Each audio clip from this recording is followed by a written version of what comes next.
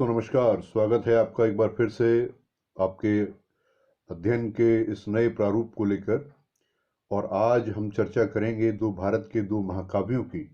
आमतौर पे आप जानते हैं कि हमारे देश में आस्था के अंतर्गत महाकाव्यों को बड़े ही आदर भाव से देखा जाता है। और हमारे जीवन के पुरुषार्थ हों चाहे हमारे सांस्कृतिक मूल्य हों, उन सभी को महाकाव्यों के अंतर्गत एक प्रकार से रूपांतरित होते हुए हमने देखा है। ठीक है, आज हम इन्हीं महाकाव्यों की चर्चा करेंगे। लेकिन हमारा जो दायरा है इस महाकाव्य की चर्चा का, वो एग्जामिनेशन पॉइंट ऑफ व्यू से है। क्योंकि परीक्षा आपको पास करनी है तो इसके लिए बेसिक सवाल एटलीस्ट आपको आने चाहिए। उसी दृष्टिकोण को ध्यान में रख के मैंने इस लेक्चर को ड्राफ्ट किया है और इसको आप उसी रूप में पढ़िएगा। ठीक है, माइथोलॉजिकल चीज़ें हमारे जो परीक्षा के होती हैं उसमें इतनी आती नहीं, लेकिन फिर भी हमको उन एस्पेक्ट को समझना होगा जो कि हमारे दिन प्रतिदिन के जीवन में हमसे पूछे जाते हैं और अक्सर उम्मीद भी की जाती है कि हमको पता हो। ठीक है, तो आज हम महाभारत की और रामायण की चर्चा करेंगे और एक ऊपरी सतह पर एक ऐसी भूमिका बांधने का प्रयास करेंगे ताकि आपको ओवरऑल कुछ चीज़ें पता चल जाएं, ताकि उन चीज़ों को जानकर आप कहीं पर स्टैंड कर सकें। ठीक है, तो उसी कड़ी में आज हम चर्चा कर रहे हैं सबसे पहले रामायण की। आप देखें कि जो रामायण है ये भारत का आदि महाकाव्य है। Ramayana is the oldest epic of India and it composed by the Maharshi Valmiki. इसको महर्षि वाल्मीकि के द्वारा लिखा गया था और इसका जो प्लॉट है, जो कथानक है, वो अयोध्या के राजकुमार राम की कथा है।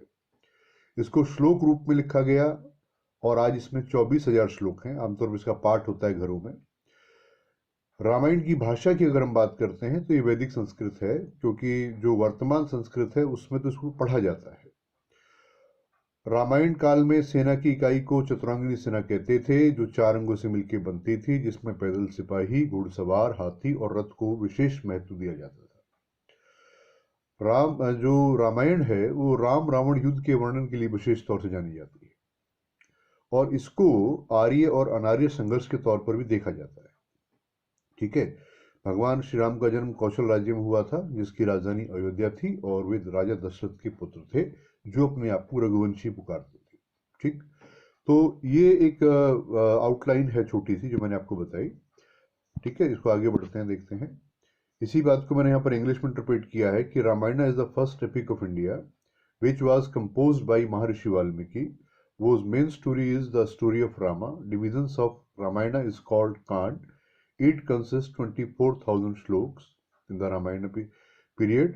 Unit of army also called as the Chaturangini Sena, which was made up 4 parts, in which special importance was given to foot soldiers, horsemen, elephants and chariots. ठीक है, there is a special description of Ram or Raman war in Ramayana, which is mainly seen as the Aryan and non-Aryan conflict.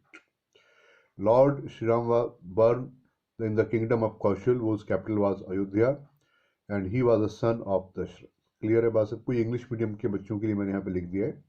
और यहाँ पे आप ध्यान रखें कि मैंने पीपीटी मॉडल पे इसको बना रहा हूँ, ताकि एक तो आपको नोट्स बनाने में दिक्कत नहीं आएगी, दूसरा आपको सिस्टमैटिक समझने में बड़ी आसानी होगी, ताकि आप कभी भी इसको खोल के पढ़ सकते हैं और सिस्टमैटिक वे से इसको जानकर अपने जो भूमिका है उसको बना सकते हैं। ठीक है, आगे बढ़ते हैं इसमें। अब देखिए, कई बार ये सवाल पूछा जाता है कि भाई जो अयोध्या है, अब तो वहाँ एक विशाल भव्य मंदिर भी बन रहा है भगवान राम की स्मृति में, उनके जन्म स्थान की स्मृति में। तो कितने बच्चों को ये मालूम है कि जो अयोध्या थी वो किस महाजनपद की राजधानी थी? ये सवाल कई बार परीक्षा में आ भी चुका है। तो ये बड़ा पौराणिक नगर है, कौशल स्टेट था और वो अवध प्रांत का हिस्सा है। ठीक है, तो यहाँ पर आप गौर करें, देखें इस बात को कि जो रामायण है वो अवध प्रांत की कथा है। ठीक है, अवधपुरी में राम अवतरित हुए, सब जानते हैं, और उनके पिताजी जो थे महाराज दशरथ, वो कौशल प्रदेश के राजा थे। अयोध्या सरयू नदी के तट पर स्थित नगर है। ठीक है, on the bank of Saryu is located Ayodhya. Ayodhya को श्रावस्ती भी पुकारा जाता है, ये बहुत इंपॉर्टेंट फैक्ट है। श्रावस्ती, आप देखें कि अयोध्या को श्रावस्ती पुकारते हैं, और गौतम बुद्ध ने अपना जो सबसे अधिक वर्षावकाश था वो भी श्रावस्ती में किया था। आमतौर पर होता क्या था, जो मुनि लोग थे वो केवल एक स्थान पे तब रहते थे जब वर्षा काल होता था, क्योंकि आवागमन में दिक्कत होती थी, रास्ते कच्चे होते थे। तो ऑब्वियस सी बात है कि जहां वो रहेंगे वहां प्रवचन भी करेंगे। तो इसीलिए उन्होंने सबसे अधिक जो वर्षावकाश किया था वो श्रावस्ती में किया था, और श्रावस्ती में किया था तो इसलिए वहां पर सबसे ज्यादा उपदेश भी दिए। तो इस बात को ध्यान रखना कि अयोध्या को श्रावस्ती भी कहते हैं, और गौतम बुद्ध ने अपना सबसे अधिक वर्षावकाश श्रावस्ती में ही किया था, और गौतम बुद्ध ने सबसे अधिक उपदेश श्रावस्ती में ही दिए थे। ठीक है, ये मैंने आपकी जानकारी को थोड़ा और बढ़ा दिया है इसमें, हालांकि अभी बौद्ध धर्म नहीं आया है, अभी हम केवल महाकाव्यों की चर्चा कर रहे हैं, पर आप इसको ध्यान रखना। इंग्लिश में भी आप इसको जान लें कि Ramayana is a story of Awadh province. Ayodhya was a city situated on the bank of river Saryu. Ayodhya is also known as Shravasti, and Gautam Buddha did the maximum rain holiday in Shravasti itself, and Gautam Buddha gave the maximum sermons in Shravasti only. ठीक है, इस बात को आप जरूर ध्यान रखिएगा। अब आगे बढ़ते हैं इसमें। देखिए, यहाँ पर एक बड़ी बात है जो आपको समझनी चाहिए। मैंने यहाँ पर एक ड्राफ्ट करके बताया है आपको कि राजा दशरथ जो थे वो अयोध्या के राजा थे, रघुकुल से संबंधित थे। ये एक कहावत भी थी कि रघुकुल रीत सदा चली आई, प्राण जाए पर वचन न जाए। और इनके जो राजपुरोहित थे वो मुनि वशिष्ठ थे। इन्होंने वशिष्ठ को राजपुरोहित के पद पर आसीन किया हुआ था। इसमें एक कथा बताई जाती है कि काफी लंबे समय तक जो राजा दशरथ थे उनकी कोई संतान नहीं हुई, और वो बड़े चिंतित थे इस बात को लेकर कि राज्य का उत्तराधिकारी कैसे प्राप्त हो। और उनकी 3 रानियां थीं, जिसमें सबसे बड़ी रानी कौशल्या थी, फिर सुमित्रा और आखिर में कैकेयी। ये 3 उनकी रानियां थीं। और तब बताते हैं कि जो मुनि वशिष्ठ के आग्रह पर राजा दशरथ ने एक यज्ञ किया था जिसका नाम था पुत्रेष्ट यज्ञ। ये यज्ञ किया गया था जो कि ऋषंग एक संत थे, साधु थे उस समय पे, उनकी देखरेख में संपन्न हुआ था। और ये सरयू नदी के तट पर हुआ था, on the bank of Saryu हुआ था। और इसमें अंतिम जो आहुति थी वो राजा दशरथ के द्वारा दी गई थी। ठीक है, तो इसमें बताते हैं कि जो इसके यज्ञ के प्रभाव से उनको 4 संतानें हुई थी, जिसमें कौशल्या जो रानी थी उनसे राम पैदा हुए थे, और ये चैत्र मास की सप्तमी को पैदा हुए थे, जिसको भी आप जरूर ध्यान रखिएगा। जबकि सुमित्रा से लक्ष्मण और शत्रुघ्न ने जन्म लिया था, और कैकेयी से भरत जी पैदा हुए थे। ठीक है, तो ये भी आप जरूर जानिएगा। ठीक है, तो मैंने बताया आपको इसमें कि भाई कैसे मुनि वशिष्ठ के आग्रह पर उन्होंने एक यज्ञ किया, पुत्रेष्ट यज्ञ जिसको कहते हैं, ऋषि संघ की देखरेख में संपन्न हुआ था, और अंतिम आहुति राजा दशरथ के द्वारा दी गई थी। ठीक है, तो इस बात को भी आप जानें कि कौशल्या जो रानी थी उनकी, उनसे राम पैदा हुए, सुमित्रा से लक्ष्मण और शत्रुघ्न, और कैकेयी से भरत पैदा हुए। बाद में आप सब जानते हैं कि कैकेयी ने जो दासी मंथरा थी उसके कहने पर अपने 2 वरदान मांगे थे दशरथ जी से, और इसमें भरत के लिए राज तिलक और राम के लिए वनवास को प्रस्तावित किया था। ठीक है, इसको भी आप जानते हैं। अब आगे बढ़ते हैं इसमें बच्चों। देखो, यहाँ पर सवाल है जो परीक्षा में सवाल पूछे जाएंगे। मैंने एक माइथोलॉजिकल चीजें आपको बता दी, यहाँ पर थोड़ा सा उसके बारे में जानकारी भी दे दी आपको, लेकिन जो मेन क्वेश्चन आपसे पुट होंगे वो इस वे में होंगे जो मैंने यहाँ पर बनाया है। पूछेगा who was the author of Ramayana, तो you have to answer Maharshi Valmiki is the author of Ramayana, यानी महर्षि वाल्मीकि इसके लेखक माने जाते हैं। देखो बच्चों, यहाँ पे एक बात समझने की आ रही है कि ऋषि, मुनि, तपस्वी और महर्षि में क्या है, अंतर क्या है। इस बात को भी आप समझ लीजिए। आमतौर पे भारत में जो ऋषि की परंपरा थी वो वैदिक काल तक रही है। हम ऋषि उनको मानते हैं जिन्होंने संस्कृत में कोई भी श्लोक की रचना की थी, वो ऋषि कहलाए थे। जबकि भारत में मुनि वो लोग थे जिन्होंने संन्यास को धारण किया था और वन गमन किया था, यानी उन्होंने परिवार त्याग दिया था अपना। जैसे आपने महावीर स्वामी जी का नाम सुना है, गौतम बुद्ध जी का नाम सुना, तो ये सब लोग मुनि की श्रेणी में आते हैं। तपस्वी कोई भी हो सकता है। अब ये महर्षि क्यों कहलाते हैं? आप कल्पना करिए कि एक तो इन्होंने इतना बड़ा महाकाव्य लिखा और ऋषियों को शिक्षित किया, तो इस संदर्भ में इनको महर्षि कहा जाता है। अब है इसकी लैंग्वेज। ठीक है, in which language the Ramayana has written, तो you have to answer Vedic Sanskrit. आपको ये बताना है वैदिक संस्कृत। ठीक है, लेकिन वर्तमान में इसको संस्कृत भाषा में पढ़ा जाता है। इट मेनली रिटर्न इन वैदिक Sanskrit, but today it describes in Sanskrit language. Clear? Form, रूप, यानी किस रूप में रामायण लिखी गई, ये एक बड़ी बात है। तो यू हैव टू आंसर श्लोक रूप में, Ramayana written in form of shlokas. और कितने श्लोक है रामायण में, तो आपको बताना है 24,000 श्लोक। अब इसके डिविजन्स की बात करें तो इसमें 7 खंड हैं, 7 डिविजन्स हैं जो कि कांड कहलाते हैं। आपने सुना होगा किष्किंधा कांड, अरण्यक कांड, और खासतौर से एक कांड और भी आपने सुना होगा, सुंदर कांड। बड़ा विशिष्ट कांड है ये। और इसमें आपने देखा होगा कि जो हनुमान जी हैं, उन्होंने सीता जी की खोज की थी, तब उन्होंने अशोक वाटिका उजाड़ दी थी और बाद में उनको अरेस्ट किया गया था रावण के पुत्र के द्वारा। हालांकि उन्होंने जो उनके सबसे छोटे बेटे थे अक्षय कुमार, उनको मार दिया था। बाद में उनको गिरफ्तार किया गया और उनकी पूंछ में आग लगा दी गई थी, और बाद में उन्होंने उसी जली हुई पूंछ से पूरी लंका को जला दिया था। तो सुंदरकांड कहलाता है।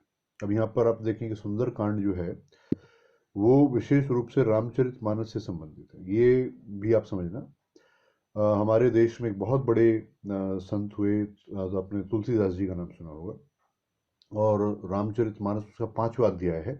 रामचरितमानस का ये 5वां अध्याय है सुंदरकांड। तुलसीदास जी के द्वारा रचित है ये। और तुलसीदास जी जो थे अकबर के समकालीन थे। उन्होंने हनुमान चालीसा, विनय पत्रिका और रामचरितमानस की रचना की थी। लेकिन यहाँ पर ध्यान देने की बात यह है कि इसकी जो भाषा है वो अवधी है और इसको चौपाई रूप में लिखा गया। आपने कई बार सुना होगा कि रामचंद्र कह गए सिया से, ऐसा कलयुग आएगा, हंस चुगेगा दाना गुन का, कौआ मोती खाएगा। तो इसी रूप में इसको लिखा गया, चौपाई रूप में। ठीक है, तो इंग्लिश में मैंने मेंशन कर दिया है कि Sundarkand is particularly the part of related to the Ramcharitmanas, and Ramcharitmanas was composed by Tulsidas and he was a contemporary of Akbar. He wrote Hanuman Chalisa, Vinay Patrika and Ramcharitmanas. The language of Ramcharitmanas is Avdhi and it written in form of चौपाई। Clear, इस बात को ध्यान रखेंगे आप। तो आगे बढ़ते हैं। तो ये सब बेसिक सवाल आपसे पुट होंगे जो आपको आने चाहिए। अब देखो बच्चों, यहाँ पर कि आमतौर पर आप देखते हैं कि सेना की इकाई को वर्तमान में बटालियन कहते हैं। The unit of army is also called as battalion. But आपसे पूछेगा कि प्रीवियस पर्सपेक्टिव में रामायण या रामायण काल में जो सेना की इकाई थी उसको क्या कहती थी, तो यू हैव टू आंसर चतुरांगिनी सेना। ठीक है, इट कंसिस्ट 4 पार्ट, ये 4 अंगों से मिलकर बनती थी, दैट्स व्हाई इट कॉल्ड चतुरांगिनी सेना। तो इसमें कौन कौन थे? फूट सोल्जर्स थे, एलिफेंट थे, हॉर्समैन थे और चैरियट थे। ठीक है, it consist 4 part, soldiers, elephant, cavalry जिसको आप हॉर्समैन भी करें, और यहाँ पे चैरियट, रथ। भगवान राम विशेष तौर से रथ के लिए जाने गए। रचना का जो समय बैठता है इसका, वो तकरीबन ईसा पूर्व 5वीं सदी है। ठीक है, 5th सेंचुरी BC के आसपास ये बैठती है। और अगर इसके हिस्टोरिकल पर्सपेक्टिव की बात करें तो इसमें खास तौर से रामायण में यवन और शकों का वर्णन मिलता है। ठीक है, आप देखेंगे कि भारत में जो यवन लोग थे आक्रमण करते हैं, और वो उत्तर मौर्य काल में हिंद यवन भी कहलाते हैं। ठीक है, ग्रीक सिकंदर जो थे वो यूनानी थे, और जब बाद में उन्हीं की एक शाखा ने अटैक किया भारत पर तो वो हिंद यूनानी कहलाई। और शक लोगों ने भी जो है मध्य, वो जो आपका उत्तर मौर्य काल में अटैक किया था पोस्ट मॉडर्न पीरियड में। और ये जो है आपका पर्वतीय क्षेत्र कहलाता है, जो गंगा घाटी का मैदान है उसके बाहर का क्षेत्र कहलाता है। तो उस पर उन्होंने राज किया था। अब आप सब जानते हैं कि कोई ना कोई स्टोरी होती है तो उसका कोई ना कोई प्लॉट होता है, कोई ना कोई कथानक होता है। तो आपसे पूछेगा कि what is the plot of Ramayana, तो आपको बताना है कि Ramayana is the story of prince of Rama of Ayodhya. यानी रामायण जो है वो अयोध्या के राजकुमार राम की कथा है। ठीक है, इस बात को ध्यान रखिएगा। अब आगे बढ़ते हैं इसमें हम। अब देखिए, रामायण पर तो बेसिक सवाल आपको मैंने बता दिए। अब क्योंकि महाभारत भी हमारे महाकाव्य का हिस्सा ही है, और हमारे 2 ही महाकाव्य हैं, रामायण और महाभारत, तो महाभारत के बारे में भी जान लेते हैं थोड़ी सी बातें। क्योंकि मैं यहाँ पर माइथोलॉजिकल एस्पेक्ट में आपको ये बातें नहीं समझा रहा हूँ, मैं आपको एग्जामिनेशन पॉइंट ऑफ व्यू से समझा रहा हूँ, ताकि परीक्षा में जब सवाल आए तो वो आप कर पाएँ उसको। ठीक है, ध्यान रखिएगा। अब देखो इसमें कि जो महाभारत है वो लिखी किसने, who was the author of Mahabharata. तो देखिए, जो वेद व्यास जी हैं वो इसके ऑथर माने जाते हैं। जो वेद व्यास जी थे वो महर्षि पराशर के पुत्र थे। ठीक है, और इन्होंने ही महाभारत की रचना की थी। तो Ved Vyas was the son of Maharshi Parashar and he compose the Mahabharata. अब समझ में इस बात में ये है कि इन्होंने इसको लिखा, तो पहली बार किसे याद कराई और उसके बाद पूरी मानव जाति में इसको किसने फैलाया, ये दो एस्पेक्ट हैं जिसको हमें समझना चाहिए। तो इनके दो शिष्य थे, वेद व्यास जी हैड टू डिसाइपल्स।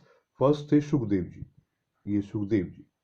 सबसे पहले वेद व्यास जी ने जो कथा सुनाई थी और कंठस्थ कराई थी, मेमोराइज कराई थी, वो कराई थी सुखदेव जी को, और ये कथा इनको मेमोराइज कराई गई थी सबसे पहले। लेकिन इसको पूरी दुनिया में फैलाने का श्रेय जाता है उनके जो सेकंड डिसाइपल हैं वेंशपायन, इनको जाता है। मानव जाति में महाभारत की कथा को उन्होंने प्रसिद्ध किया था, ठीक है। He made the story of Mahabharata famous in mankind, पूरी दुनिया में इन्होंने प्रसिद्ध किया। तो किसने किया? वैशंपायन। ये दो एस्पेक्ट इसको आप ध्यान रखिएगा। तो वेद व्यास जी कौन थे? तो महर्षि पाराशर के पुत्र थे। उन्होंने महाभारत की रचना की। सबसे पहले किसको याद कराई? तो अपने पहले शिष्य सुखदेव को याद कराई, लेकिन पूरी दुनिया में इसको प्रचारित करने का श्रेय जाता है तो उनके दूसरे शिष्य को जाता है, जिनका नाम था वेंशपायन, ठीक है। इसको आप ध्यान रखिएगा। आगे बढ़ते हैं। अब देखो, आप सब जानते हैं कि जो महाभारत है वो बेसिकली कौरव और पांडवों के युद्ध की कहानी है, नहीं? इसको आप जानते हैं ना सब चीजों को, कि महाभारत जो है वो कौरव और पांडवों के युद्ध की कथा है। तो सवाल क्या है? तो कि कौरव कौन थे, पांडव कौन थे? अब यहाँ पर आप गौर करें कि इनके एक आदि पुरुष हुए थे शांतनु जी। ये एक बार ये शिकार खेलने गए थे, तो इनको एक गंगा जो थी वो उनके प्रति आसक्त हो गए थे और उनसे विवाह किया था। तो उनके, लेकिन गंगा जो थी उन्होंने इनसे शर्त रखी थी कि वो इनसे उनको रोकेंगे टोकेंगे नहीं, प्रश्न नहीं करेंगे किसी बात पर।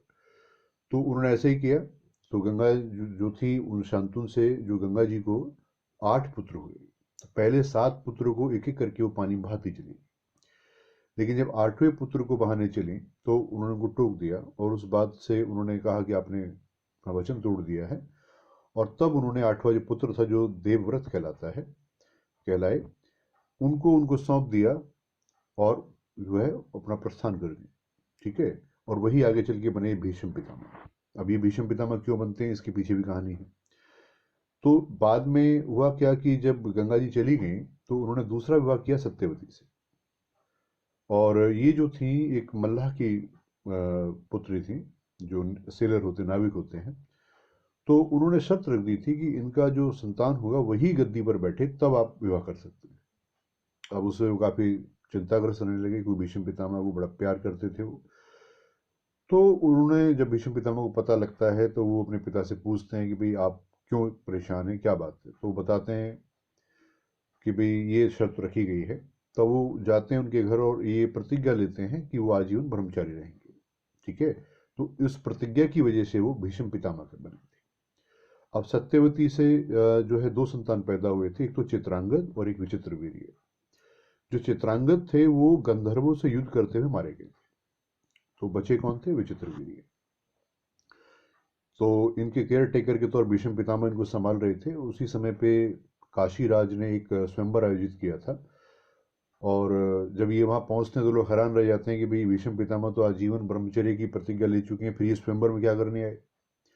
तो वो उनकी 3 जो बालिकाएं थीं, अंबा, अंबिका और अंबालिका, उनका अपहरण कर लेते हैं बलपूर्वक और ले आते हैं। और अंबिका और अंबालिका की जो शादी है वो विचित्रवीर्य से करवा देते हैं। जो अंबा थी वो बेसिकली सौब देश के राजा थे, एक शल, उनसे प्रेम करती थी। तो जब उनको पता लगता है तो उसको उनके पास वापस छोड़ के आते हैं कि भाई ठीक है, आप, मैं आपको सम्मानपूर्वक वापस भेज देता हूँ। लेकिन जो शल्भ था वो मना कर देता है। और तब वो फिर विचित्रवीर्य से आग्रह करते हैं कि वही शादी कर लें इनसे, लेकिन वो भी मना कर देते हैं। तो तब जो है वो अम्बा जो है भीष्म पितामह से आग्रह करती हैं कि वो उनसे विवाह कर लें, लेकिन वो आजीवन ब्रह्मचार्य का व्रत ले चुके थे, इसलिए मना कर देते हैं। तो इस बात से व्यथित होकर अम्बा जो है परशुराम जी के पास जाती हैं, और परशुराम जी उनकी ओर से भीष्म पितामह से युद्ध भी करते हैं, लेकिन जीत नहीं पाते। और तब आखिर में जो अम्बा है वन चली जाती है और वहाँ कठोर तपस्या करके बाद में शिखंडी का रूप धारण करती है और बाद में भीष्म पितामह की पतन का कारण बनती है, ठीक है। इस बात को आप ध्यान रखिए। तो विचित्र वीर्य की शादी हुई अंबिका और अंबालिका से। और इनसे आप देखें कि अंबिका से जो पुत्र प्राप्त हुआ वो धृतराष्ट्र थे, और अंबालिका से जो पुत्र प्राप्त हुए वो पांडु थे। अब क्योंकि जो धृतराष्ट्र थे वो बेसिकली देख नहीं सकते थे, इसीलिए राजनियम के अनुसार से पांडु को राज्य दिया गया था। ठीक है। और जो धृतराष्ट्र थे उनके वंशज कौरव कहलाए थे, और जो पांडु थे उनके वंशज पांडव कहलाए थे। ठीक है। लेकिन जब पांडु की मृत्यु हो जाती है तो धृतराष्ट्र गद्दी पर बैठ जाते हैं, और फिर बाद में जब ये अपना राजपाट मांगते हैं दोनों भाई, तो उनमें मतभेद हो जाते हैं और इसी की वजह से महाभारत का युद्ध होता है। ठीक है, इस बात का ध्यान रखिए। अब आगे बढ़ते हैं। देखो, जो बेसिकली महाभारत है उससे भी जुड़े सवाल वही हैं जो रामायण से जुड़े सवाल थे कि who was author of Ramayana, you have to answer Ved Vyas ji. What is the language, तो आपको वैदिक संस्कृत बतानी है, लेकिन पढ़ा आज भी संस्कृत में ही जाता है। रूप, इसको भी श्लोक रूप में ही लिखा गया है। ठीक है। और इसमें कुल 1,00,000 श्लोक हैं। और ये जो महाभारत है ये विश्व का सबसे लंबा महाकाव्य है। इसी वजह से इसके जो डिविजन्स हैं वो पर्व कहलाते हैं, और इसमें 18 पर्व हैं। ठीक है। इसमें 2 पर्व बड़े खास हैं। एक तो शांति पर्व, जो कि महाभारत का सबसे बड़ा अध्याय है, the biggest chapter of Mahabharata, और भीष्म पर्व, जिसमें भगवान श्री कृष्ण ने जो अर्जुन है उसको कुरुक्षेत्र के मैदान में गीता का उपदेश दिया था। Lord Krishna delivered the sermon of Gita to Arjun in the field of Kurukshetra. ठीक है। और वहां पर वो स्पष्ट करते हैं कि जब जब होती धर्म की हानि, प्रभु धरा पर आया है, फल की इच्छा छोड़ कर्म कर, गीता में बतलाया। तो कर्म योग सिखाते हैं, इस बात को ध्यान रखिएगा। आगे बढ़ते हैं। फिर वही सवाल, सेना की इकाई, तो यू हैव टू आंसर अक्षौहिणी सेना। महाभारत के युद्ध में टोटल 18 अक्षौहिणी सेना लड़ी थी। कितनी लड़ी थी बच्चों? 18, जिसमें से 11 जो थी वो कौरवों की ओर थी, और 7 जो थी वो पांडवों की ओर थी। मगर फिर भी वो जीत गए थे, क्योंकि उनको एक योग्य सेनानायक का साथ मिला था। श्री कृष्ण भगवान के बारे में आप सब जानते हैं। ठीक है। उसके बाद आप देखें कि इसकी रचना का समय क्या है, तो ये 4th सेंचुरी BC के आसपास इसकी रचना मानी जाती है। और ख़ास तौर से इसका जो पहला जो डिस्क्रिप्शन मिलता है वो अश्वलायन ग्रहसूत्र में मिलता है। ये महाभारत की जो पहली जानकारी है वो अश्वलायन ग्रहसूत्र है, उसमें मिलती है, ध्यान रखिएगा। और इसमें भी यवन, शक, हूण आदि का उल्लेख मिलता है। ये जो ऐतिहासिक परिप्रेक्ष्य इसका है, यानी कहीं ना कहीं हमारे महाकाव्य इतिहास के प्रति मौन नहीं है, वो अपनी अभिव्यक्ति देते हैं जिस रूप में उसको देखते हैं। वो बात और है कि हमारे इतिहासवेत्ताओं ने अपने इतिहास के संदर्भ अलग ग्रहण किए थे। उनके लिए धर्म, अर्थ, काम और मोक्ष की जो व्याख्या थी वही इतिहास था। जैसा कि यूनानी लेखकों ने लिखा, उस तरह का इतिहास उनके संपर्क में नहीं था। ठीक है, इस बात को ध्यान रखना। अब आगे बढ़ते हैं इसमें। अब देखिए, महाभारत के नाम पर भी सवाल आता है। ठीक है, different names of Mahabharata and their utility. तो इसका सबसे पहला नाम जो है वो है जय संहिता। महाभारत का जो सबसे पुराना नाम है वो जय संहिता है। इसमें 10,000 श्लोक थे उस समय पे, और लेकिन धीरे धीरे श्लोक की संख्या बढ़ती चली गई। उसके बाद इसका नाम पड़ा भारत संहिता। तीसरा नाम जो इसका वो महाभारत है, तो ये सबसे इंपॉर्टेंट नाम है। महाभारत इसका सबसे लोकप्रिय नाम है, the most popular name of this epic. और ये एक युद्ध आधारित नाम है, बैटल बेस्ड। महा माने बड़ा, भारत माने देश, तो एक बड़ा युद्ध हुआ था, उस पर आधारित ये नाम है। चौथा नाम है इसका शत शताब्दी संहिता। जब इसमें 1,00,000 श्लोक हो गए थे तो ये नाम पड़ा था शत शताब्दी संहिता। और ये महाकाव्य का अब सबसे नया नाम है। ठीक है, the newest name of this epic. तो ये हमने जाना, बेसिकली हमने अपनी जो रूपरेखा बनाई है वो उस रूप में बनाई है कि जो परीक्षा में सवाल पूछे जाएंगे। आगे हम कोशिश करेंगे बीच बाद में कि संपूर्ण महाभारत और रामायण पर वीडियो बनाएंगे, जिसमें उनके खंड वाइज उनमें क्या क्या घटनाक्रम हुए थे ये भी आपको पता चल सके। ठीक है, तो इसको देखिए, समझिएगा। और भाई आप लोगों से निवेदन है, आप लोग लाइक करिए, इसको शेयर करिए, और दूसरी बात ये कमेंट करिए, ताकि हम प्रेरित हो सकें आपके लिए काम करने के। ठीक है, और ये मान के चलिए 1 से 2 दिन के भीतर हर दूसरे दिन पे वीडियो आपको मिलेगी। आप धैर्य रखें। ठीक है, और जो भी चीज़ें आपको बताई जा रही हैं वो रिसर्च करके बताई जा रही हैं, ताकि जोड़कर, ताकि आपको कहीं भटकना ना पड़े। ठीक है, तो आप सहयोग करिए हमारे साथ, हम भी आपको आगे लेके चलेंगे। ठीक है, तो इस वीडियो में आज इतना ही है। अगली वीडियो में फिर आपसे मिलूंगा, तब तक के लिए जय हिंद, नमस्कार।